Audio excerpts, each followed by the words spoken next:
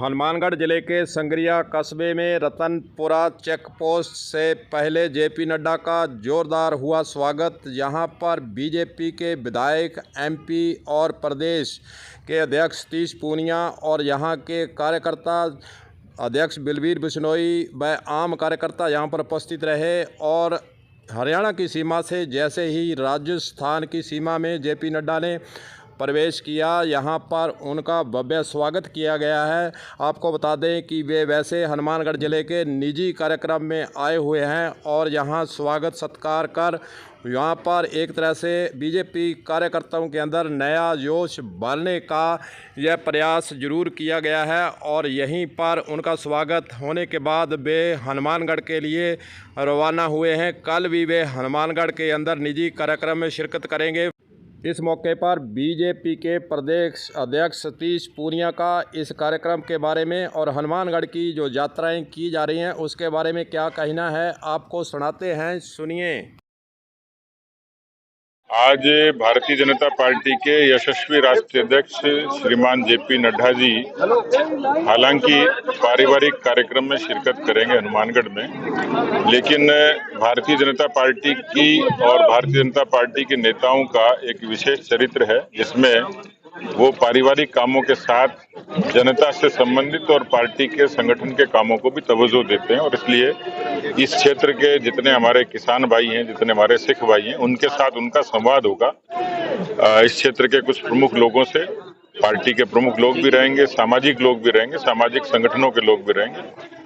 इस पूरे 9 वर्ष के कालखंड में खास तौर पर देश में जो बदलाव आया 2014 से लेकर 23 तक, जिस दौरान किसानों के लिए बहुत लोक कल्याण की नीतियां बनी, जिसमें विश्व की सबसे बड़ी डायरेक्ट बेनिफिट ट्रांसफर स्कीम है प्रधानमंत्री किसान सम्मान निधि। आज 12 करोड़ किसान, देश के छोटे किसान, इसका लाभ लेते हैं।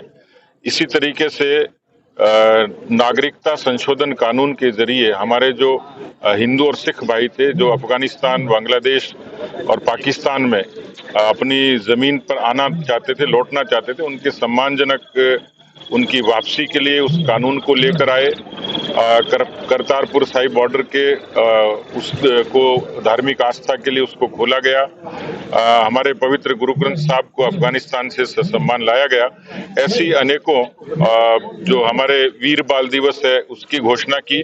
तो अनेकों ऐसी चीजें थी जिससे इस क्षेत्र के हमारे जितने किसान हैं उनके कल्याण परक जो नीतियां थी उनकी घोषणा और उस पर केंद्र सरकार ने क्रियान्वित की। इस लिहाज से ऐसे बहुत सारी चीजें जिस पर उनका मार्गदर्शन रहेगा।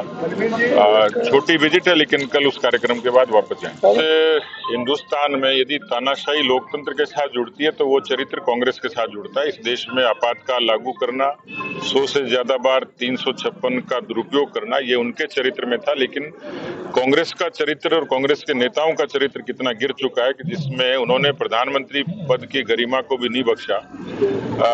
जिस तरीके की ओछी और घटिया टिप्पणी की है, मुझे लगता है कि उससे समाज शर्मसार हुआ है, आहत हुआ है। और इसलिए ये तो स्पष्ट ही है कि क्योंकि वो सत्ता के बिना जिंदा नहीं रह सकते और सत्ता देश की जनता ने उनको वंचित कर दिया सत्ता से। इसलिए इस लिहाज से जो निराशा है शब्दों में प्रकट होती है, लेकिन उन्होंने मर्यादा भी खो दी। हाथ से आप जोड़ो यात्रा निकली सर, उसको कैसे देख रहे हैं? हाथ से हाथ मरोड़ो ही जोड़ो विषय।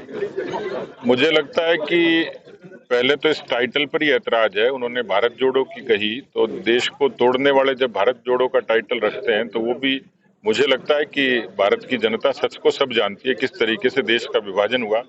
जाति के नाम पे, पंथ के नाम पे, मजहब के नाम पर देश को तोड़ने का काम कांग्रेस ने किया। और अभी हाथ से हाथ जोड़ो की बात करते हैं तो मुझे लगता है कि राजस्थान की जनता की कमर तोड़ के यदि हाथ जोड़ रहे हैं तो मुझे लगता है कि राजस्थान की जनता ही उनसे हाथ जोड़ लेगी। भारतीय जनता पार्टी किसी समय कार्यकर्ता आधारित पार्टी थी। आज भारतीय जनता पार्टी मासेस का संगठन है, जनता का संगठन है। और इस लिहाज से हमारे साथ में दूसरे विचारों के बहुत लोग जुड़े हैं। हमने उनको उदारता से स्वीकार किया और उन्होंने भी कालांतर में पार्टी के साथ जुड़कर लंबा काम किया है।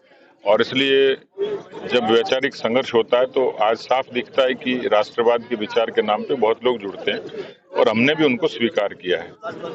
अब कौन किस कंडीशन पे आता है, पार्टी की तो कोई कंडीशन नहीं है लेने की।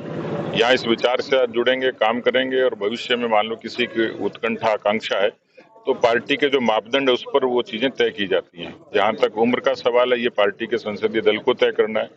इस समय आने पर उसका खुलासा भी होगा। पार्टी जो मापदंड तय करेगी उसको सब लोग स्वीकार करेंगे।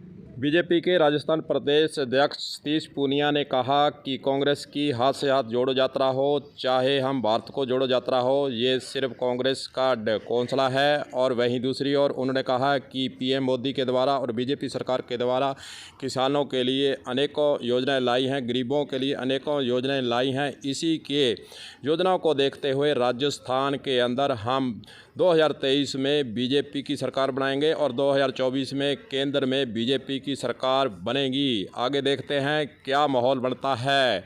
कलम न्यूज़ के लिए गुरदेव सिंह सैनी की हनुमानगढ़ से खास रिपोर्ट।